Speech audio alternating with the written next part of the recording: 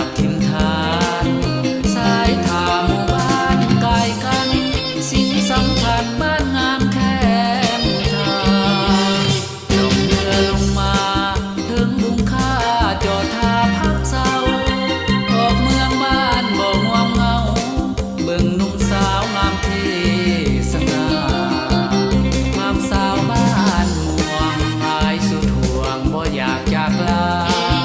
ใจหล่นอยู่กลางทะลาเมื่อพบพาสาวงามนาแก้วงามสาวห้วยยางถึงอยู่ห่างอายลืมบ่ได้ปันอยู่กะตินฝังใจบ่ลืมไหลงานบุญปีแล้ว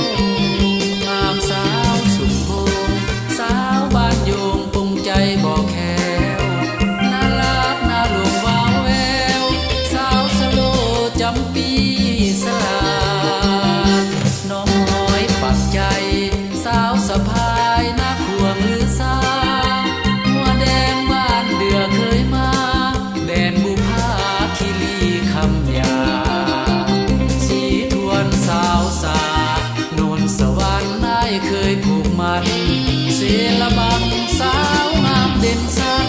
มัดใจอ้ายอยู่เมืองสนาสมบูรณ์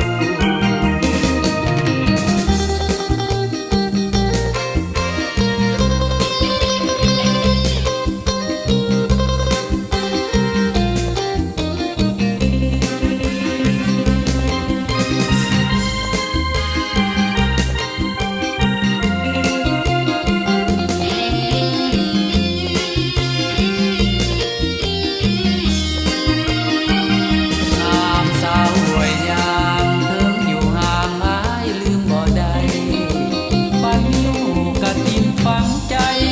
บ่ลืมไหลงานบุญปีแล้วงามสาวสุมพงสาวบ้านโยงปรุงใจบ่แค้วน่ารักน่าหลงว้าวแว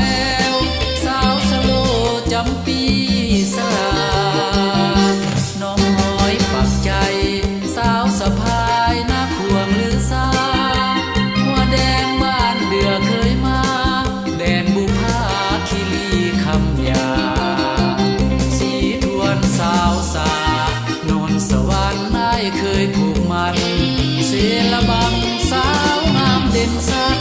มัดใจอ้ายอยู่เมืองสนาสมบูรณ์